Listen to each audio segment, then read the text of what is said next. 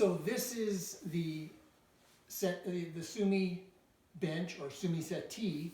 It is also on the auction site. It is made from California walnut that we have milled and dried ourselves in our solar wood drying kiln.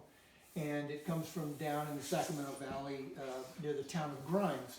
The back is bent, laminated, thin strips of wood that are bent, curved so that it makes it more comfortable back support on your lumbar area, and the seats are hand carved, has a slight curve to it for two people sitting in it to suggest conversation.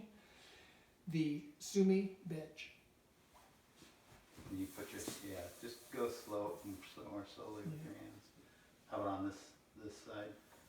Put the chair with your hand. And then the seat bottom.